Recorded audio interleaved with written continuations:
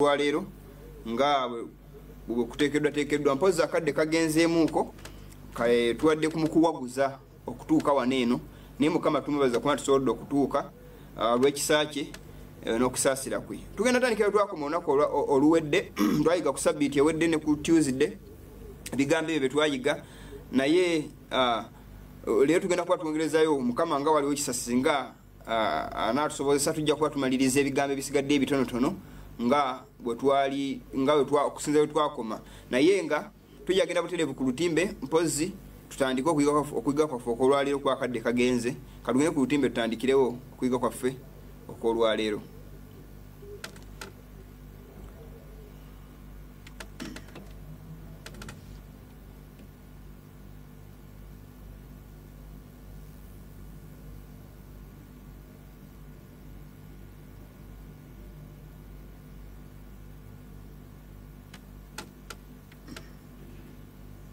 Mpozi tugenda kubanga tutandika programu yaffe ey'olwaleero mpozi nga tugenda okweyongerayo tugenda mu maaso okubajjukiza katono programu yaffe nga bwetambula bulijjo olunaku olwaleero ku Sabbiiti ne ku Tuesday nga wetutereezaamu katonotono wano ekyokuyiga kyaffe kisobole okuba nga kijja tugenda kubanga tufuna ekyokuyiga ekyo nga tukimalayo olunaku olwaleero kubanga wetu twakiteekateeka tugenda kukimalayo olunaku olwaleero nga bwe kyali bwe tutyo olw'ekisa kya Katonda. So badde nsaba bwe kino mwasseeyo ebirowoozo tusobole okubanga tweyongerayo era tumalirize ekyokuyiga kino eno kubanga obudde bwakyo nakyo tukiveeko tudde ku kyokuyiga ekirala.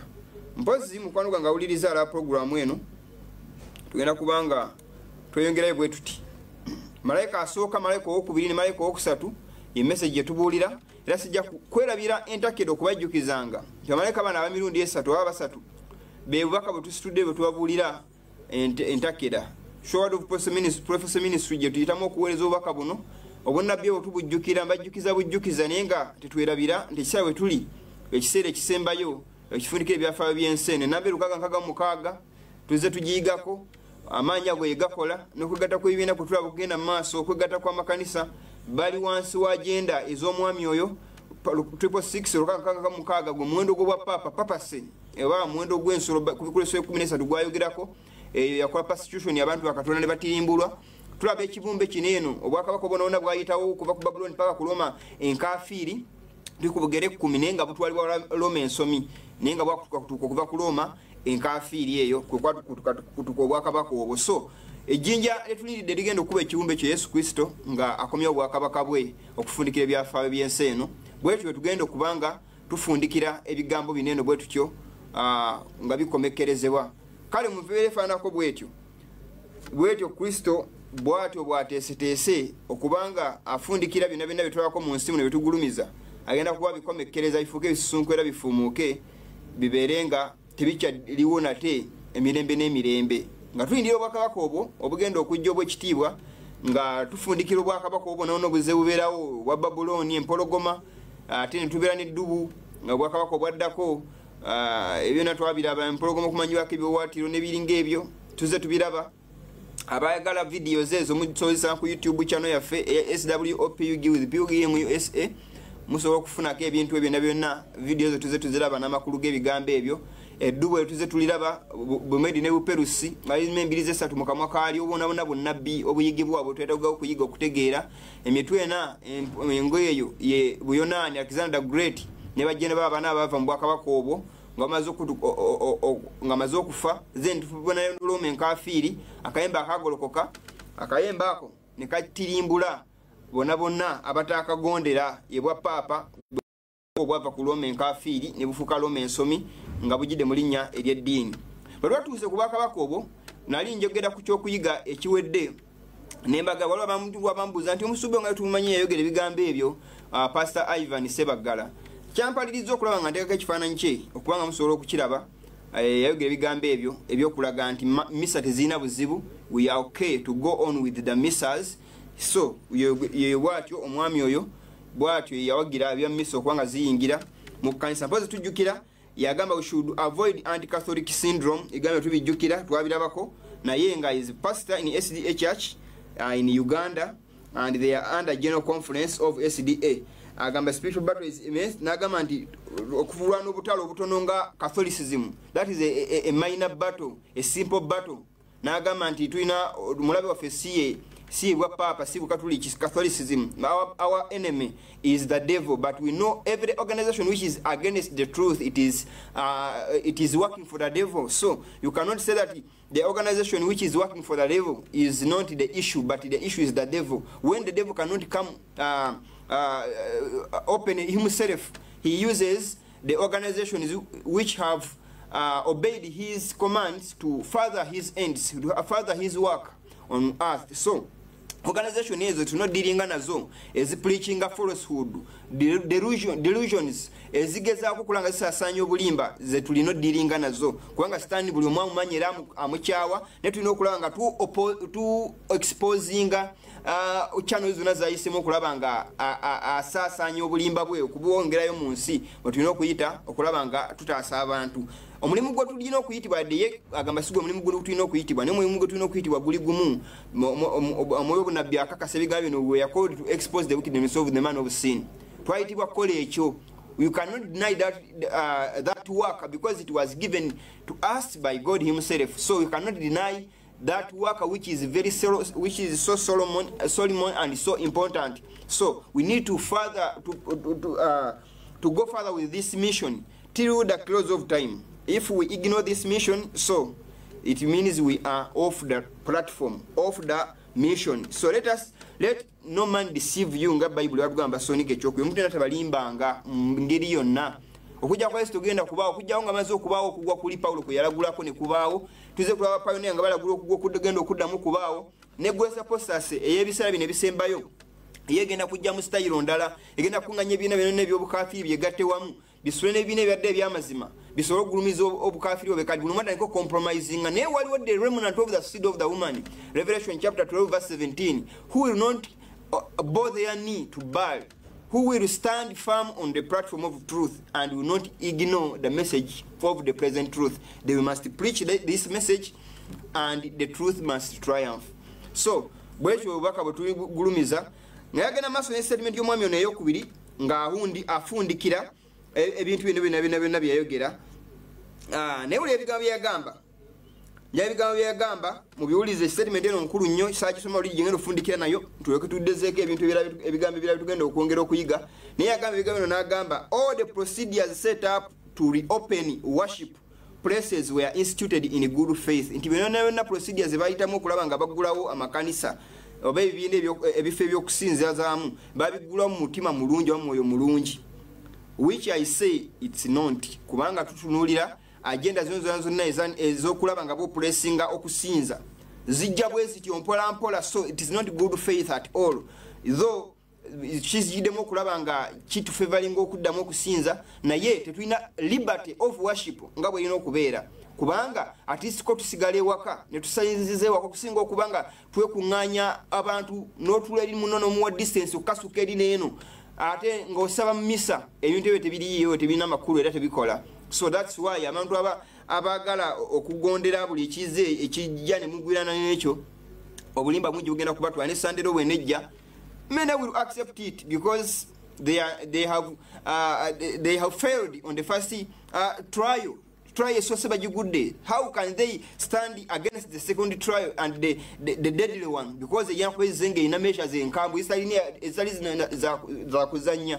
Agera masuna gamba for the good and progress of the church into kulobulungi n'okutwala maaso kanisa and its service in such times. Ntineo buweereza bwayo mu kiseera bwe kiti.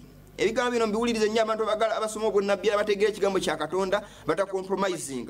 That document guidelines for reopening the churches kyagayogerako portrays both the inner and outward struggle of the Moses of today to lead God's nation home. Ulira obuvozi nti eno enkola eyayisiddwa nti ye struggle eyekiseera kineno munda n'ebweru w'ekkanisa erafuba n'okulaba nga ye struggle ekolebwa okulaba nga Musa gye yakola Musa w'ekiseera kino okukulembera abantu batwa eggwanga lya Katonda okulitwala to lead the God's nation okulitwala eka naye kaje bogerako yeka mugeyena kubanga tiwali agenda zibagenda kugoberera munkola wetu buli ekijja ne bagira nga batandika okwefaananya ne bamusa musa teyakola bwati musa enkola ze zaali ndala era tulabanga yayawukana n'abamawanga batambulanga bawakanya abamawanga be basinkananga mukama akyawo okwega koppa bakafiiri naye bwotandika okugerageranya obukafiiri ku musa kyannaku nnyo era maaso n'agamba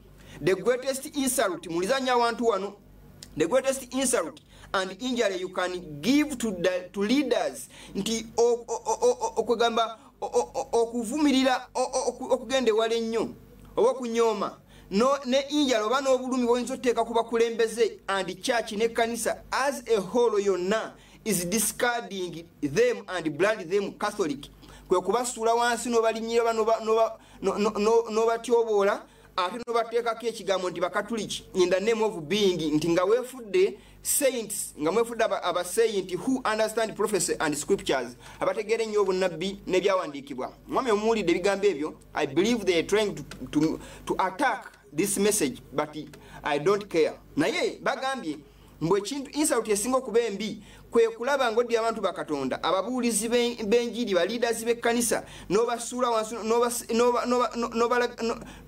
n'obasuula eri ate era n'obabrandinga nekkanisa eno yonna nti bakatuliki ebigambo bino eno ndowooza timaniyo temuluma mutwe kubanga your leaders are the one who call you Catholics first of all and your fruits bear the name of Catholicism. So if you are not Catholic, if you find something walk like a duck, eat like a duck, cry like a duck, move like a duck, then it is a duck. Tosobola kulaba ekintu ekikaba ng'embaata nga kifaanana ng'embaata n'ogamba nti oba kino kiki, it is a duck. So bw'obanga toyagala kubeera mu Catholic or any follower of paganism, then discard those delusions, discard those evil ways so that you can stand as a child of God. So if you do not want to be part of the paganism, then stop bringing fruits of paganism. Nze ndowooza kyandibadde kiri better okulaba nga tetugezaako kwedefending ne tutandika okulaga ebibala by'obukristaayo. Crosses are never a Christian symbol. Omuntu yenna omukristaayo okozesa omusalaba, he or she is a pagan. Tuzo tulaba wano origin y'obukafiiri.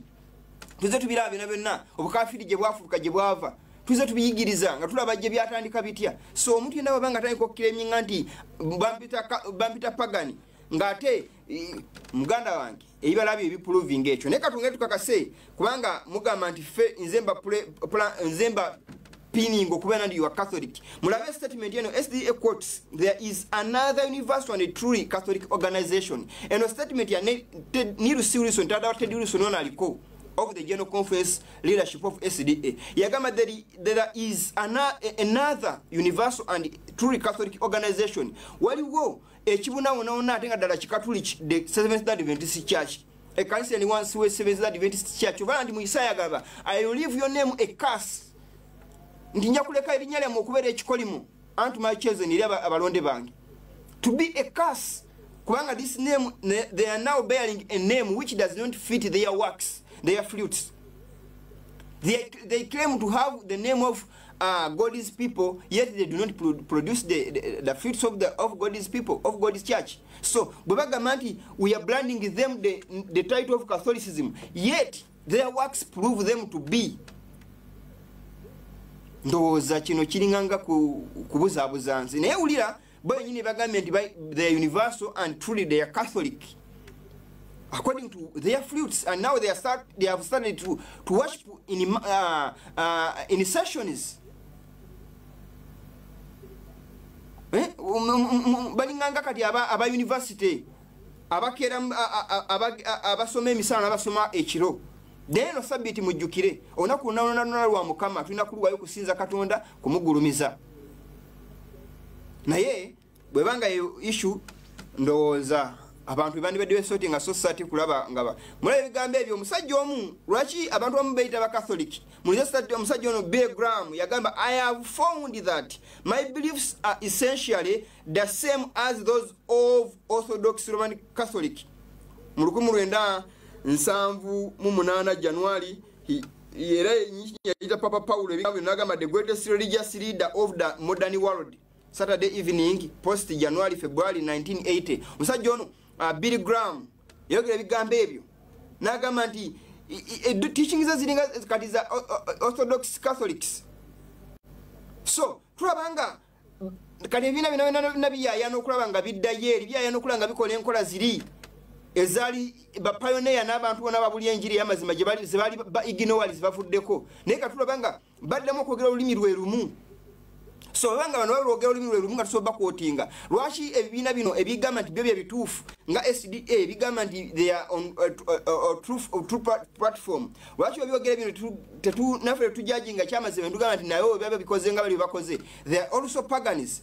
Omusajja ayitibwa Paul Crouch yagamba I am eradicating the word Protestant even out of my vocabulary. Mulabe bigambo ebyo asindikiza ekigambo ekiyitibwa Protestant ne mukamwaka tayagala kuddamu kyogera kyatula. But they were once Protestants and were calling themselves Protestants. Nebaga bakisuula wala nnyo agamba I am not protesting anything sina kyempakanya mutuufu. They are not protesting, they are Sunday keepers first of all. Ekirala babirivinga mu order yona na kusinza bifaananyi nebere biringa ebyo babirivinga mu musajja eyakyamya amazima gonna bam obeyinga batwala masa agenda ze so musajja mutufu agamba I am not protesting anything, I'm protesting nothing. It's time Chesera for Catholics and non-Catholics to come together as one in the spirit and one in the Lord. Chesera babagamba okungana wamu kati okunganya ebina byonna birina okulanga babikunganya wamu okujja mu mwoyo omu naye mwoyo kyoyo agamba balala nti musinza ebifaananyi nabagata mubisinza. Mwoyo kyoyo agamba abantu abamu beeyite bataata mu makanisa bakitaffe mu Katonda beeyite taito za Katonda mulanga agamba temukyeyita Katonda kyoyo mwoyo kyoyo gwe muyinza okubeeramu ng'omu yafuga Katonda Bayibuli egamba nti omuntu kuva Yesu Kristo gwali tutuma mu linnya lya kitaffe gwali tutuma mu linnya lyange Yesu Kristo yali atugamba ali bayigiriza mu mazima gonna ge nabalagira ali bajjukiza bye nabalagira omwoyo mutukuvu omwoyo w'amazima. Kati amazima banga tujjukiza amazima gonna agatubuulirwa amazima ago ate we gajjiramu obulimba gaba tegava eri Katonda tegava eri mwoyo oyo. Omwoyo oyo tuba wabaawo omwoyo omulala asabibwa okulaba nga afuga atali oyo yatusuubizibwa. Ula bagenda maaso J.L. Parker agenda maaso n'agamba omusajja ono these men are Sunday keepers. Agamba Protestant and Catholic charismatic teaching on the Christian life is to all intents and purposes identical. Mulaba ndowooza omusajja ono charismatic movement agamba nti enjigiza za charismatic ne Protestant and Catholic charismatic Protestantism and charismatic Catholics agamba nti these people their teachings on Christianity or Christian life agamba nti bifaanagana. Is this not significant for the Christian future? Bino si ekifaanagana ogandi tikino ekifaanagana ku byafa bya maaso ebyobukristaayo okugatta amadiini gonna okubeera ekintu ekimu. Musajja ono bagamba nti they are identical njamutegeera ensonga eri wano behind this okugamba nti ebiina bino bifaanagana kiri kimu kye bagala okuyisaawo yenkola nti kubanga ebiina bino bisinza ku Sunday ekibifaanagana kivuga nti bigamba biri kimu tebina kibyawula. Endala zonna zonna ensonga ziri minor si esenta y'okukkiriza gye batwala ng'ekikulu naye ensonga enkulu gye batwala ye kubeera nga they are all Sunday keepers. They ignored the Sabbath of the living God. Kibagamba ndabange abawuliza program ene abagiraba muzuuke ku nsonga eno gye mbagamba amaaso gammwe mugabikule. Ebigambo ebimu ebyayogerwa musajja Robert Stuller yagamba it's time for Protestants to go to the shepherd the Pope and say bagambe what do we have to do to come home. Tukoze ekyo okujja eka bonna balina okugenda eri omusumba bamugambe tikye tulina okukola okujja eka. Los Angeles Herald Examiner September 1987 the region page mpozi tulabanga ku page ya religion kubafu ebyeddiini mpozi ku the Examiner katabako Los Angeles Herald Examiner September 1987 twebigambo bino nga basajja bafumya statement nabagamba agenda z'okuyisaawo National Sunday Law okulaba ngerangira zize zitambula emyaka mingi mukama ng'agola mukono gw'okuyimiriza paka abantu banamategeera amazima ganeeno naye tugenda okulaba kiseera kitulimu almost 6,000 years are almost ended. We are now heading to 7,000 to the 1,000 years of revelation ezogera ku bantu atunanga bali mu nsi empya gy'emyaka gye tusemberedde okuyingira okutandika okubeeramu. So mu kisa kyonna kye tulimu twanga emyaka kakaaga gisiibula kyova omusajja ono yafulumya statements ezimu ez'abalizi boogedde they are now Catholics again according to what bali kye boogedde bakiremenga okuba they are now one with Catholicism. Statements ezimu ze tutalina kubuusa maaso omwami ono Neil C. Wilson ze yafulumya SDA president, General Conference president, n'agamba nti there is another universal and truly Catholic organization, the Seventh-day Adventist Church. Kwana tugamba ebyogeranga yo omuntu naye to confirm this tulabanga ebibala byonna byonna bitandise okuvaayo proving that they are now Catholics from the logo to their agendas, even Trinity doctrine. Enjigiriza Trinity, it is a pagan teaching. So tujagigenda ko deep lumu enjigiriza Trinity tujigeko ne tugitegeere amba gikyamya ne bate abama bagikyawa ali ne batandika ati okuva nabo ku nkola ya Godhead giyigirizanga bwino okuyigirizibwa. So tulabanga enkola ya Trinity it is from Catholicism yaba mu Catholic. So tulabanga ate Trinity doctrine ate kati naye mala ne yingirira ekanisa naye nga bina byonna agenda za Setaani kulabanga ateekawo plantingawo obukafiri okulabanga buyimirira okulabanga batwala maaso obukafiri bwabwe. Tulabanga abasajja b'ekya Catholic mu statement endala njenjagala muwulirize again still Neil C. Wilson mu 1974 yogera statement eyo n'agamba although it is true nakadde waliwo kituufu that there was a period waliwo ekiseera in the life of Seventh-day Adventist Church mu bulamu bwa Seventh-day Adventist Church when the denomination took a distinctly anti-Catholic viewpoint. Ekibiina ekyatwala ekyayinga na ekiseera nga tekikiziganya na nkola za Bukatuliki nga kirabe kya Bukatuliki.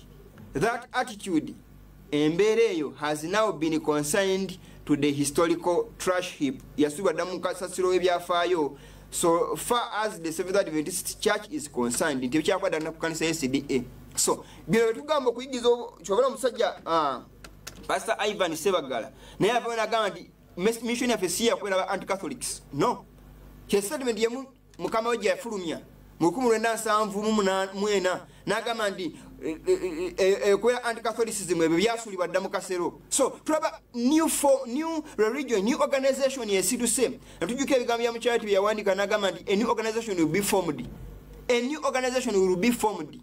So we are seeing a new organization, system of intellectual philosophy, books of new order.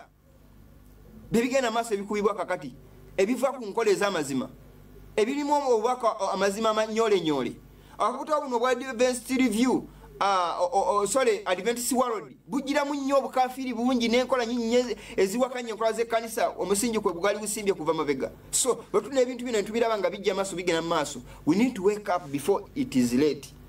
Tulina okuzuuka abaganda bange ne bannyinaza wala programu eno nga tekirina kubeera kikeerezi. Tukozesa amagezi gaffe tukozese okutegeera tuzuuke tuleme kulimbibwa nakuwuddisibwa abantu okwanga boogera nti mukama naye nga ate ebikolwa byabwe biri against n'amazima ge babirievinga. So ebintu bingi nnyo bye tulina okuyiga naye akadde ekajjo tusalako kyovala bano omusajja natuuka n'agamba Pope Francis that division is a wound. Okweyawula kiwundu. They are no longer divided, they are now uniting in a common on a common ground. Buli kibiina, even Islamic religion, they are uniting with these men. Abayi balabanga tulaba gundi okuyigiriza kwa ecumenism gwe twayiga image of the beast. Twalaba unity yebibiina bino egenda maaso twagiraba bulungi nnyo nga buli nzikiriza gyeri even babuda mwebali bangi nnyo siza kumalayo naye bona bakuŋŋanyiza mu kintu kyekimu kuba balina bategeke bagala kuyisaawo ne balina okugayisaawo nga bonna boogera eddoboozi lyerimu. Singa bagayisaawo nga temaze kwegatta abamu bajja gawakanya wabeewo obutakwatagana n'okusimbira makuuli. Naye kale balina okulanga bakishepinga bakiwunda nti twagala kulanga tukola ku nsonga ezitwawula mu makanisa ezituluma ng'abakristaayo naye ng'enkola ezo baganda bange abawuliza puroguramu ne bagiraba ziwakanya ekkuba ery'amazima n'enkola za Katonda ez'amazima. So we need to wake up and do our work before it is late. Chovalaba aga division is a wound kuikulaga ekiwundu kino kyama kiwona omusajja ntujjukira yagamba nti we are now Catholics again ono David Tony Palmer yagamba we are now Catholics again. So ebigambo ebyo tubyewuunya okulanga ebigenda maaso bitambula nesabye ndizo zimulabye ezembala zifulumye ng'omusajja agamba nti ebyo siye mulimu gwaffe gwakulaba nga ebyo tebibeera wakati muffe nga makulu kwegatta is the main point mu kiwandiiko ky'omwami oyo n'okulanga enkola ezibadde za kanisa zaanirizibwa nga zisiize akaziga akalungi nti they are for the church. Era muganda nga ulize la programu eno temwerabira international lodge bayogerako Papa Benedict ya resigninga nagamba when antibalina okulaba nti that we live mu kiseera kino ekitulimu when little groups of independent people threaten the unity of the world. Obwina buno obw'abantu abeetongodde nga bukyankalanya okwegatta kwensi, not the church but the unity of the world. World si Christianity. Niyo kulaba nga okwegatta kuneno nebine ebyekikwiso byegase mu kwegatta okwo kitegeeza they are now worldly churches, not for God. They are not Christians. They are not God-fearing organizations now. They are now working for another power, a different power.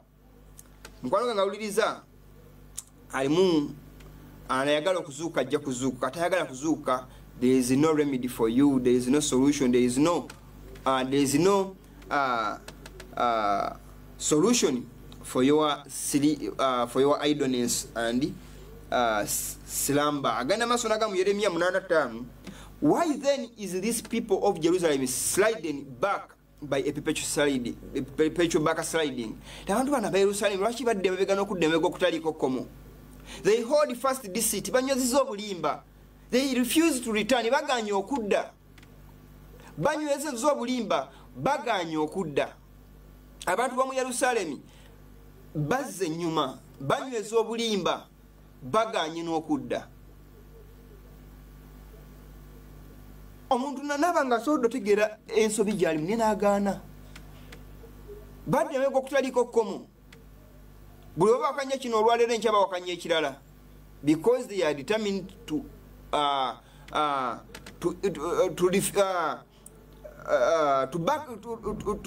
move backward. They are determined. Testimony yokutantu jijukira page 7:6 agamba God calls upon us to awake. Mukama tuta okuzukuka for the end is near. Kwange nkomerere tu eri kumpi. Every passing hour is one of activity in heavenly courts to make ready a people upon earth to act a part in the great sins that are soon to open upon us. Ndi buli sawe yitawo mugulu aliwe kikolebwa. Nefe Mukama tuta nafe tuzukuke kubanga ekiseera kiweddeyo. The end is near. Bigambo nabyawandiikibwa byatuwandiikibwa nga byaffe ekiseera kino ekisembayo byaffe byakuzuukusa ffe. Balumi 2:5 paka 8 kyabudaga, but after thy hardness and impenitent heart treasureth up unto thyself wrath against the day of wrath.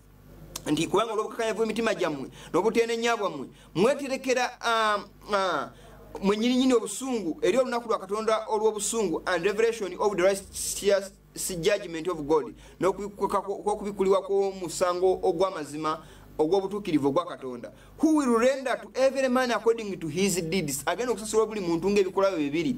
To them who by patient continuance in well doing seek for glory and honor and immortality, eternal life. Agamba nti eri abo abagumiikiriza nga bagenda maaso n'okulirira nga bakola okunoonya ekitiibwa n'obukulu bwa Katonda n'obutafa obw'obulamu obutaggwaawo. But unto them that are contentious and do not obey the truth but obey unrighteousness, indignation and wrath. Niye nti eri abo abawakanya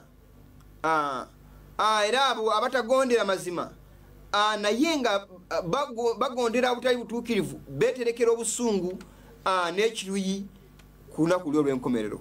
Mukama agenda maaso n'atugamba mu kitabo ekiyitibwa Special Testimonies Series B number 7 page 56 to 57 1905 agamba bw'ati,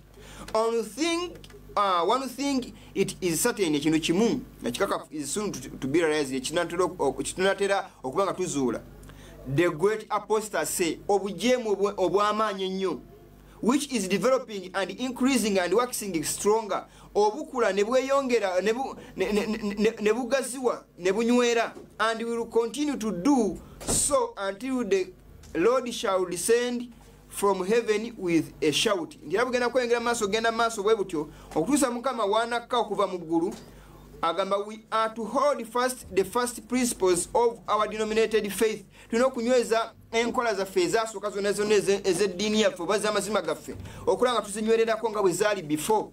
Mukama mwatu watugamba nti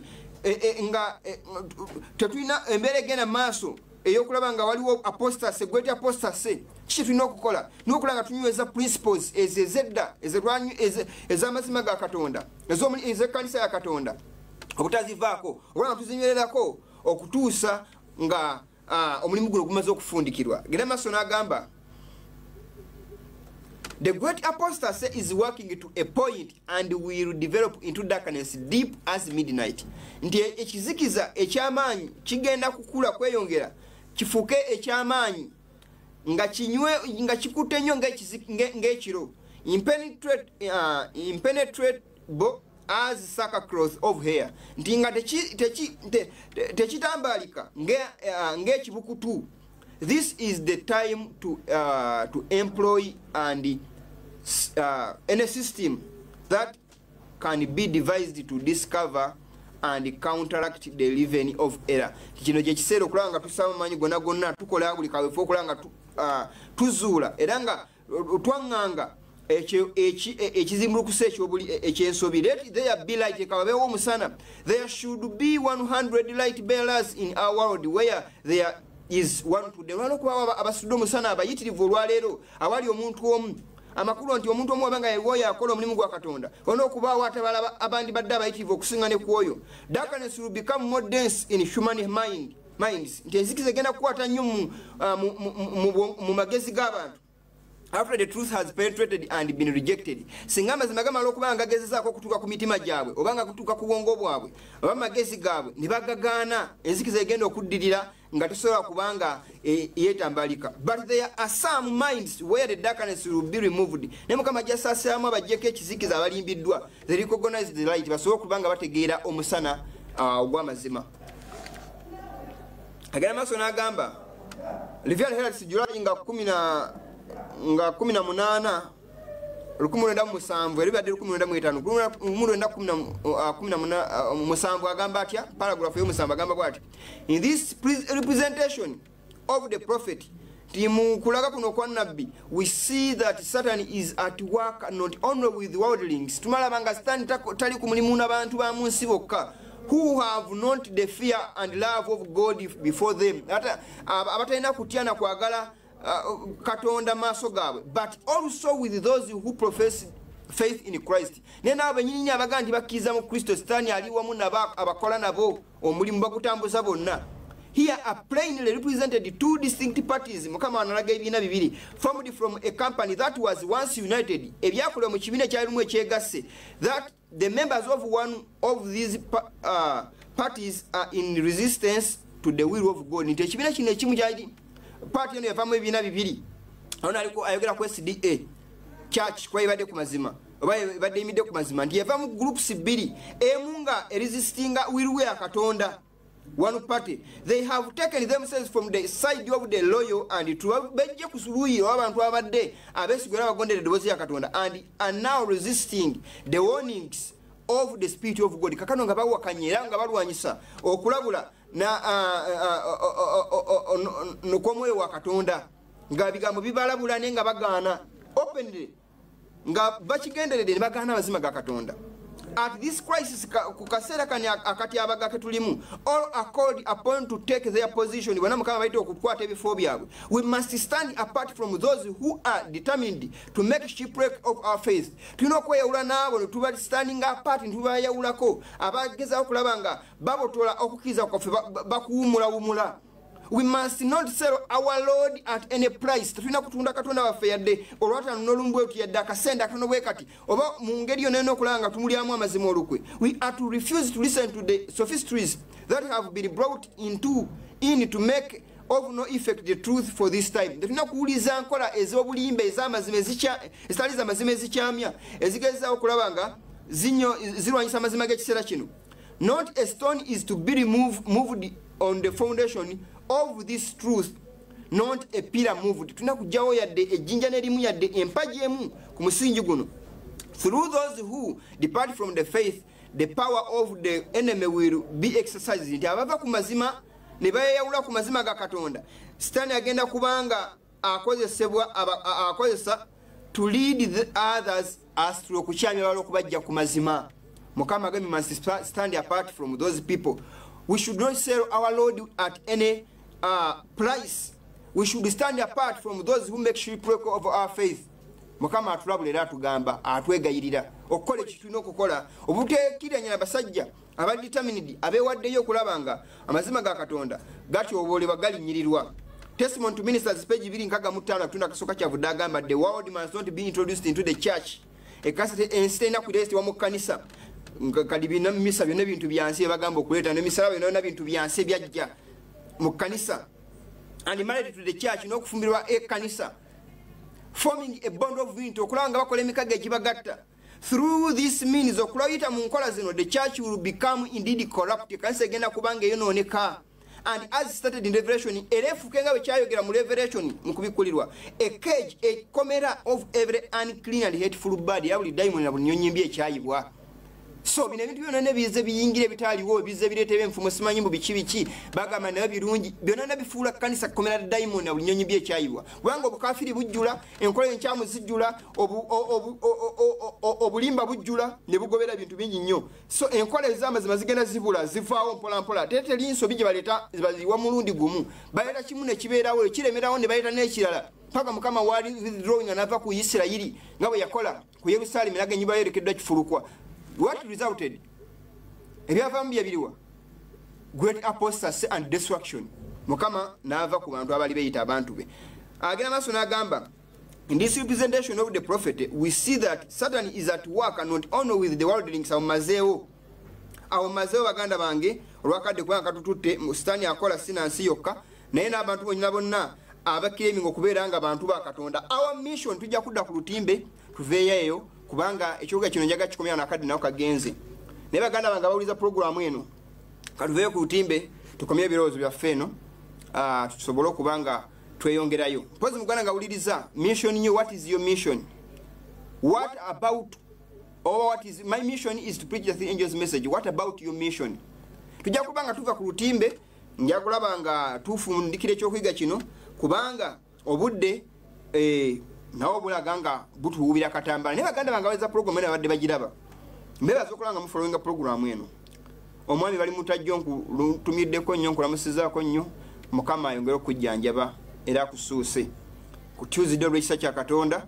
Tujja kubanga programu yaffe egenda mu maaso nga bwe nakutegeezeza mu message. Ate n'abalala bonna mikwano gyange balaba programu eno bisinza kumenya sekinoomu bebazaako nnyo okulanga mu following programu eno. Obulamu nga bugenda bufundikira ebyafaayo by'ensi eno nga bifundikira bintu bizatawana mingi nnyo gye meeting gye tusinkanye aba gye tusinkana bye tugenda okulaba nga tufundika nga bye tusinkana mu nsi muno emitawana gye tuyitamu ebiraga nga ensi efundikira ebyafaayo byayo.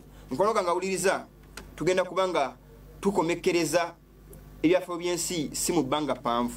Naye nsaba Katonda ow'ekisa akusobola omwoyo w'amagezi okutegeera ebigambo bino nga bibuulirwa. Oleme kubeera kitundu kwabo bagenda okubanga bazikirira nga batu bali bwenkwe z'omulabe Sitaani n'obulimba bwe. Osobola okubanga ozuukuka before it is late. If it needs you to separate from apostasy, separate for the safety of your life. Mukama nagenda twala bibiina twawukane ku kibiine ku babi abantu baganye okukonderera enkola za Katonda. Mukama agamba, come out from among them and be ye separate.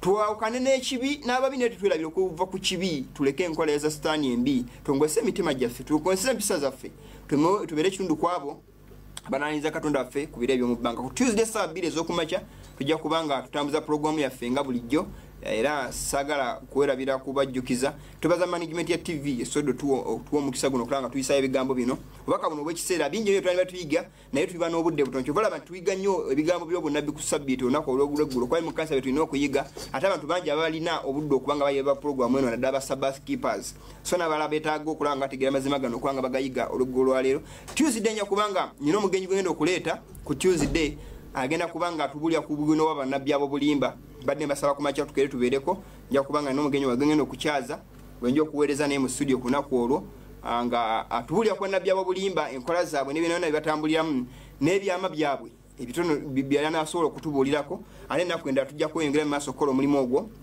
olw'ekisa kya Katonda ngenda kuba nsiibulira wano amannya nsigadde Nzikingi Paulo era nga ndi muweereza mu buweereza ministry wa Professor Ministry mbaagala nnyo baganda bange abala programu eno abantu bange abekamba batumiddeko nnyo ne betukuŋŋaanye nabo olwaleero betwawukanye nabo bazzeeyo mu bifo byabwe abagenyi baffe sanyusa okubalaba abaagala okuŋŋaanako awamu naffe mujja kuba ku nnamba ezo olw'ekisa kya Katonda Mukama abakuume tujja kuddamu tuwulizaganye ku Tuesday ku makya mubeere bulungi.